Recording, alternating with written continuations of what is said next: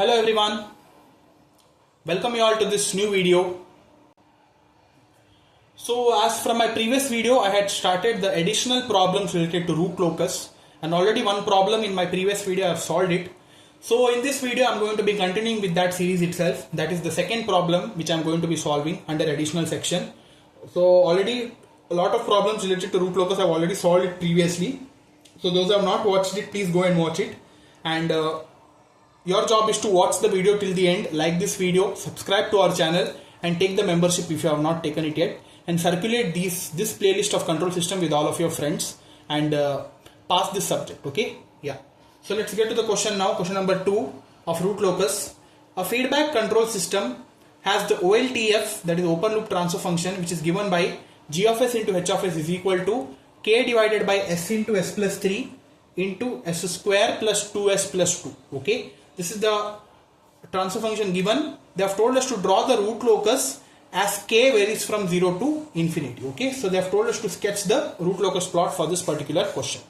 So again, step by step, let's do it. The first step, as I have told you, you need to be first knowing the basic definition of Root-Locus, that is where the Root-Locus branches starts and where it terminates. Okay, that is starting and ending point of Root-Locus.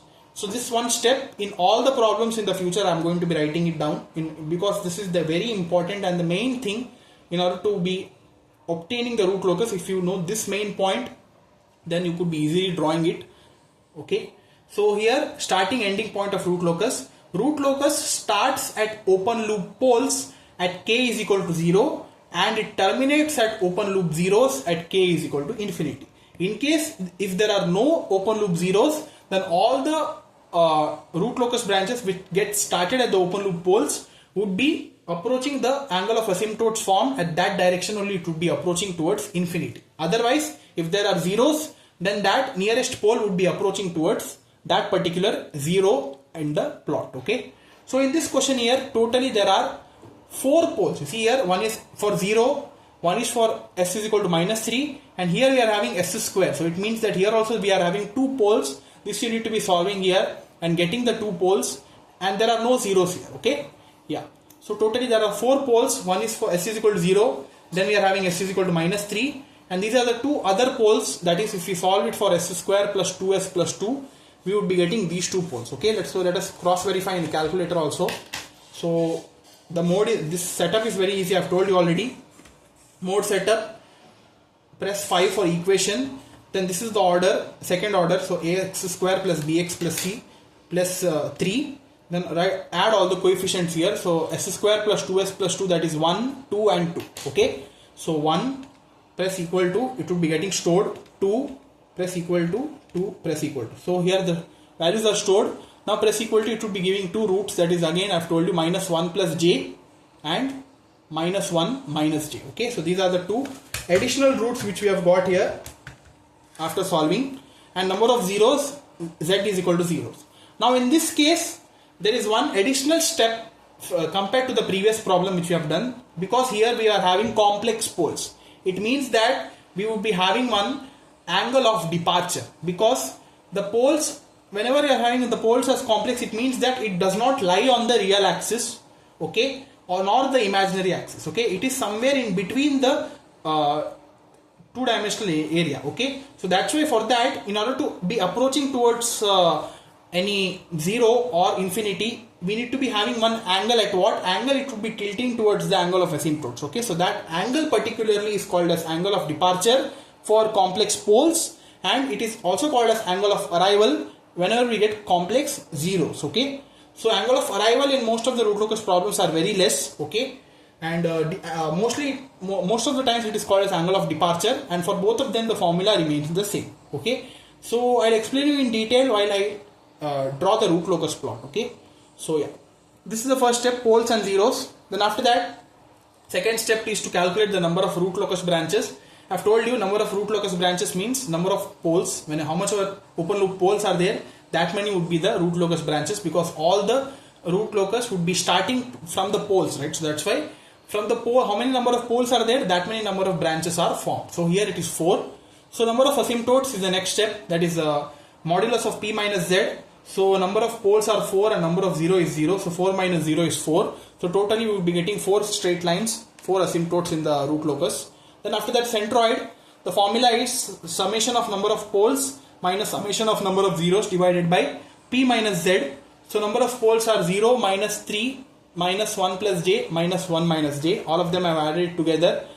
Now if we put it, you see here minus j plus j gets cancelled, minus 0. So we are left with minus 3 minus 1 minus 1, that is minus 5 divided by 4. Minus 5 by 4, if you solve it, we would be getting our centroid sigma as minus 1.25. So this point we need to be marking it in the root locus plot, that is minus 1.25 while we draw the root locus. So this is the fourth step. Now fifth step is to calculate all the angles of asymptotes. So the formula for this is given by phi is equal to 2q plus 1 into 180 degree divided by P minus Z, where q would be ranging from 0, 1 up to P minus Z minus 1. In this case it is 4 minus 0, 4 minus 1, 3. So the values for q are 0, 1, 2 and 3. So totally for 4 different values of q, we would be getting 4 different angles of asymptotes. Okay. So that we need to be calculating one by one. That is for q is equal to 0, phi 1 would be, in this formula you need to be substituting the value of q and 4 minus 0, that is P minus Z. Okay. So 2 into 0 plus 1 into 180 by 4, if you solve it, you would be getting 45. For q is equal to 1, we would be getting as 135. For q is equal to 2, we would be getting it as 225. And for q is equal to 3, while solving it, we would be getting it as 315 degrees. Okay. So this is step number 5 to calculate all the angle of asymptotes. After that, that is, you need to be checking the segment of real axis that lies on the root locus. Okay. So this step also, for this, just roughly draw one plot, just visualize it. And here what I have done is I have drawn the plot and I have marked all the poles here. Okay. So the first pole is at 0, P1, and the second pole is at minus 3, and the third and fourth poles are at the not at the real axis, it is somewhere in the plane. So that's why here it is minus 1 plus j, that is P3, minus 1 minus j, that is P4. Now from here again, from the origin we need to be checking for the even number of poles. So you see here totally we are having 1, 2, 3 and 4. From this pole till the next pole, whatever we see in the axis, totally if we see from here, totally we are having 1, 2, 3 poles. 1, 2, 3, 4 poles. It means that even number of poles. So that's why from this point to this point at the real axis, this complete region is a part of the root locus. After that, this part is there, right? That is not the part of the root locus. Okay. So from this region, anything won't be approaching towards infinity at this line, because this is not a part of root locus. Okay. So hope this is clear. Now next is angle of departure. This angle of departure part, I will explain it to you while we draw the root locus plot. It's very easy, nothing much to do. I will tell you how. Okay. Here with respect to complex pole P4, we have marked all the angles for angle of departure. Okay. So that I will explain you later. Then after that, next comes the breakaway points. So again, we need to be considering the magnitude conditions for this breakaway points calculation. That is, magnitude of g of s into h of s is equal to 1. Okay. So substitute the value of g of s into h of s. So k divided by s into s plus 3, s square plus 2s plus 2 is equal to 1. So k is equal to, now you solve this now. After solving, you will be getting s to the power 4 plus 3s cube. Just multiply each terms. So 3s cube plus 2s cube plus 6s square plus 2s square plus 6s. You can cross check later. Then after that, you will be getting k is equal to s to the power 4. 3 plus 2, that is 5, so 5s cube. 6 plus 2, that is 8, so 8s square plus 6s. After that, we need to be taking its derivation for dk by ds is equal to 0. So take its derivation. So s to the power 4 derivation is 4s cube. 5 3s are 15, s square. 8 2s are 16s. And derivation of 6s is 6. So for this now, we need to be checking the number of roots. Okay. Again, take the calculator.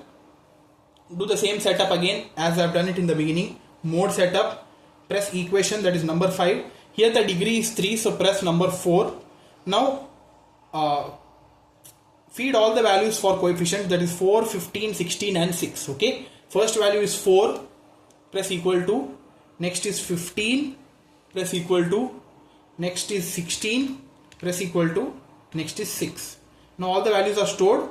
now it will be giving you three different roots. Okay, so the first root is 2.288 minus 2.288. I've rounded it off to minus 2.29, and the next root is minus 0.73 plus 0.3485 j, that is I, and next root is minus 0.73 minus 0.3485 j. Okay, so in total I've written it as minus 0.73 plus or minus j 0.3485. Okay, so you see here we are having in the range of 0.7, and here we are having minus 2.2, and here totally this completely, since it is a part of Root-Locus, from 0 to minus 3, so that's why all these 3 points are valid breakaway points. So it means that we are having 3 breakaway points for this particular Root-Locus. Okay, in the Root-Locus plot we are having 3 breakaway points. Okay, then after that the final step is intersection of imaginary axis and the Root-Locus. That is, we need to be checking the point of intersection. So for that, again consider the same equation, that is 1 plus g of s into h of s is equal to 0. Substitute the value of transfer function k by s into s plus 3 s square plus 2s plus 2. Cross multiply. I've already solved it. I've written it again. So s power 4 plus 5s cube plus 8s square plus 6s plus k after taking the LCM, and whole divided by this term. If you bring it to other side, it will be getting multiplied with 0. So that's why it will be 0 itself. So that's why this is the equation obtained. Now for this, what I've done is, in order to be obtaining the frequency of oscillations, I've used a different method which I had used using Routh array. Now what I'm doing is, I'm using the frequency domain part. Okay, I thought to do this in a different method. You could be solving this using Routh array also, no issues. But if you solve using Routh array, it would be a bit difficult because you would be getting some decimal values. Okay, so instead of that, what I've done is, I've just replaced s by j omega by using the frequency domain operation. Okay, so if you replace s is equal to j omega, we would be getting j omega whole to the power 4, 5 j omega whole cube plus 8 into j omega square plus 6 j omega plus k. Okay, so I've splitted the powers. So j power 4 omega power 4 plus 5 j cube omega cube plus 8 j square omega square plus 6 j omega plus k is equal to 0. And we know that j square, we know that j is equal to square root of minus 1. It means that j square would be equal to minus 1. So j to the power 4 is basically j square into j square. So that's why I've written it as minus 1 into minus 1 here. Okay, hope it is clear. So minus 1 omega 4, 5j, j into j square, I've splitted it. So 5j minus 1 omega cube, 8 minus 1 omega square plus 6j 6 omega plus k is equal to 0. So minus into minus plus, so plus 1, so that's why I've written only omega 4, minus 5j omega cube, so plus into minus minus, so plus into minus minus, so minus 8 omega square plus j 6 omega plus k is equal to 0. Now what I've done is, omega 4 minus j omega 8 omega square plus k, I've written it together, and all the j terms I've written it together. So that's why this is of the form s plus j omega, right? So this is s and this is j omega. So that's why all the constant values plus j, I've taken it common. So we are left with 6 omega minus 5 omega cube is equal to 0. Now equating the real and imaginary part. So this is a real part and this is a imaginary part, right? After equating, what we would be getting, you see here, this is the imaginary part. First I've equated imaginary part to 0. So that is 6 omega minus 5 omega cube is equal to 0. Here again take omega common. So you would be left with 6 minus 5 omega square is equal to 0. If you bring omega to other side, it would be getting divided by 0. So that would be 0 itself. So minus 5 omega square is equal to minus 6. Omega square is equal to minus minus gets cancelled. So 6 by 5. 6 by 5 is 1.2. And square root of 1.2 you would be getting omega, that is frequency of sustained oscillations in this case, as 1.095. Okay. It means that we know that the general formula for s is equal to plus or minus j omega, right? Here this value for frequency we have got it here, so that's why our value for s would be equal to plus or minus j 1.095. It means that this is the intersection point, that is s is equal to plus or minus j 1.095. And if you want to see the value of k here, just what we need to be doing is consider the real part. Already we have got the value of omega, substitute that and get the value of k. This is optional, it's not required. Okay, if you want to do it for this range of k, in case if they ask to find the marginal value of k, because here we are not using the Routh array, right? So in case if they ask to find the range of k and the marginal value of k, in this case if you put that, you would be getting the answer as 8.093. okay, this is the marginal value of k and the range of k would be from 0 to 8.093. okay, in this question they have not asked it, but in case if they ask it for this method, in this way we need to be solving it. Okay, note that why I have not used Routh array, because if we use Routh array for this problem, we would be getting a lot of decimal points, and after multiplication and all, it would be more complicated. So that's why I have used this method. Okay, this is an optional method, but I prefer you to follow only the Routh array method for this step, because that is a bit easier. This is also easy, but sometimes this might be a bit confusing as well. Okay, yeah. So this is it. Now we are left with the building the Root-Locus. So let us see that now. So here we need to be first trying to build the Root-Locus plot for this particular problem. Okay, I have initially marked all the values. So this is the transfer function, and this is the real axis, and this is the imaginary axis. I've already marked the values and kept here. Firstly, mark all the poles. Here in this problem there are no zeros. First mark all the poles. So the first pole is P1, that is at origin. So here I'll mark it as P1. Then the second pole is at -1 plus j. So sorry, the second pole is at -3. So this is P2. Third pole is at -1 plus j. So this is the point here. This is P3. And the fourth pole is -1 minus j. Okay, so this is P4. Okay, the X marks indicates that those are poles. And whenever I mark O, it indicates that those are zeros. Okay, in this problem there are no zeros. So 4 poles are marked. After that, I'll use green pen here just to differentiate between the poles, zeros and all the other points. Now mark the centroid. The centroid for this problem is -1.25, right? So don't consider these dots here. So this was previously whatever I have done, right? So the same graph sheet I've used it for the first problem I've built, right? So that print has come backside here, so don't mind. So I'll mark the new plots here, new points here. You see that now. First is -1.25, which is the centroid. So this is between -1 and 2. This is -1.5. So that's why this would be -1.25. Okay, so this is the centroid here. From this point we need to be marking all the angle of asymptotes, right? Totally there are 4 angles again, in the same way as the first problem which we have solved: 45, 135, 225 and 315. Okay, all those you just mark it here using pencil. First is 45, then 135. Okay, use the protractor. The angle should be accurate enough. Okay, don't just mark it randomly. Okay, you need to be using the protractor. And from here now, from downwards again the same thing, 45 and 135. Okay, so this is 45 and here we are having 135. So all the 4 point angles are marked. Now join the lines to form the angle of asymptotes. So here I have joined the lines and I have got 4 angles of asymptotes. One is 45 degree, 135 degree, 225 degree and 315 degree. Okay, so these are things. Now after that we need to be marking the breakaway points. So totally there are 3 breakaway points, right? There are 3 breakaway points. The first breakaway point is -2.29, which we have calculated.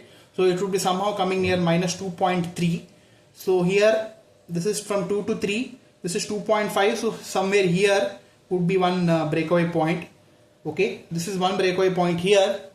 Then the other 2 breakaway points are complex breakaway points. So that's why here it would be coming here somewhere. So that is first is -0.73 plus j 0.3485. Okay, so somewhere here, that is 0.73 means if this is 0.5, so somewhere here 0.73 would be coming, and 0.34, j 0.34 in the sense, if this is j1,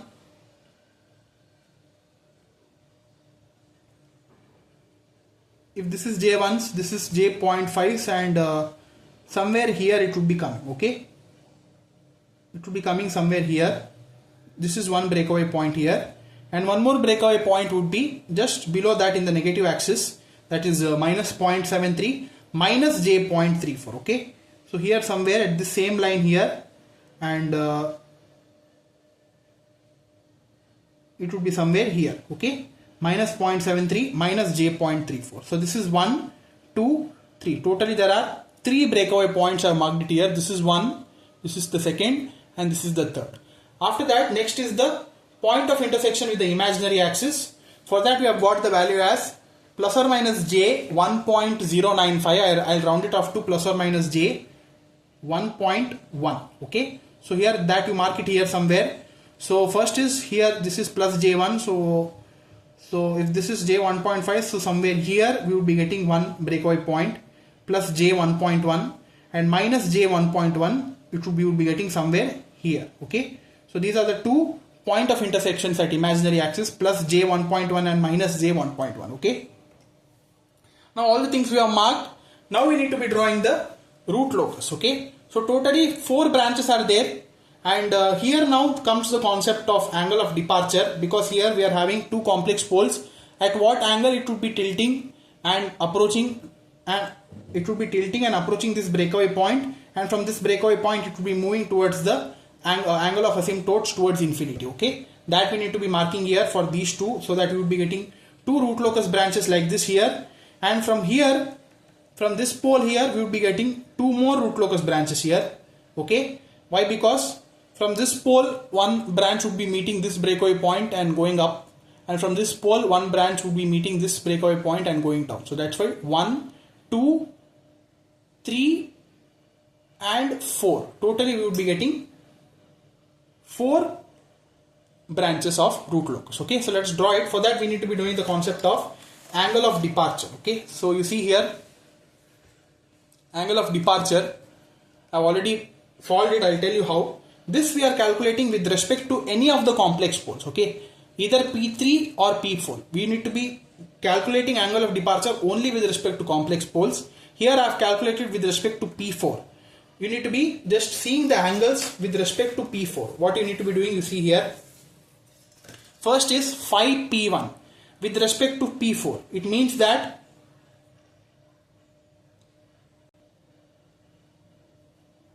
phi P1 with respect to P4. So we need to be keeping P1 with respect to P4 downwards like this. Okay, like this downwards, and checking for the angle. Okay, with respect to P4 at this point, what angle is formed. So here I have kept it at P1, okay, which would be going towards this origin like this, and this is the pole with respect to P4, okay.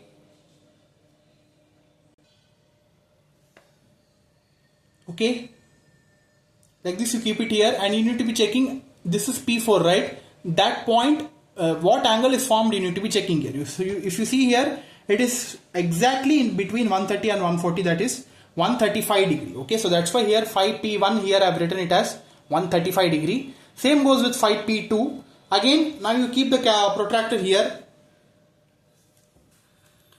at pole 2 here, P2. Okay, and here we need to be checking for this point P4 what angle is formed. Okay, that is approximately here at this point. And here if we check here, it is between 20 to 30 somehow after 25 2 digits. Okay, it is not visible, but approximately I have calculated it and I have written it as 27 here. Okay, you see here phi P2 I have written it as 27. Same goes with phi P3, that is here with respect to P4. Again keep it here, because we don't need to calculate only, because it is just in the straight line. It means that it is exactly 90 degree, right? So that's why here phi P3 I have written it as 90 degree. Okay, like that we need to be first assigning the values for phi P1, phi P2, phi P3, because after this only we need to be calculating the angle of departure, because for angle of departure we have one formula which we have already discussed during the rules of root locus, that is angle of departure phi D is equal to 180 minus sum of all the pole angles plus sum of all the zero angles. Here since we are not having any zero, this itself is the formula, that is 180 minus phi P1 plus phi P2 plus phi P3 with respect to one common complex pole, that is we have taken in this case as P4. Just substitute all the values whatever we have got from the Root-Locus plot, and here 180 minus 135 plus 27 plus 90, if you solve it you would be getting it as minus 72 degree as our angle of departure. Okay, so that minus 72 degree we need to be marking it here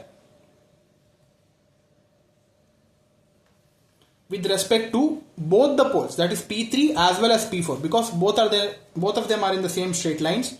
So keep the protractor here, minus 72 degree, so it will be coming somewhere here. You see here, this is 70 here, so 71, 72 here, it will be coming somewhere here, and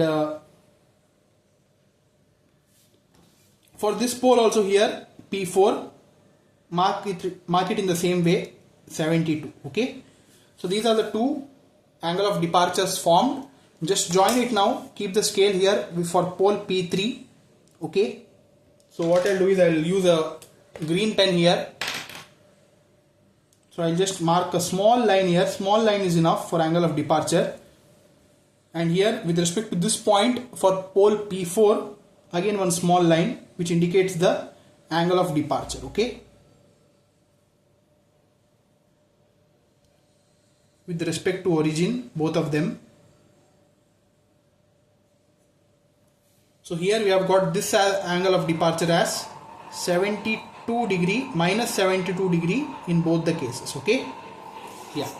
So with respect to these two angle of departures, now the Root-Locus branches would be going towards. Okay, that is, first I'll draw this here.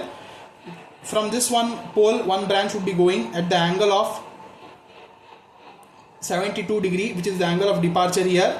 It would be meeting this breakaway point. After that it would be tilting and it would be moving in the angle of asymptote, that is 45 degree, and it would be touching this point of intersection and it would be going towards infinity. Okay, in this way, in this direction. This is one branch. Same goes with this also, from this pole P4 also.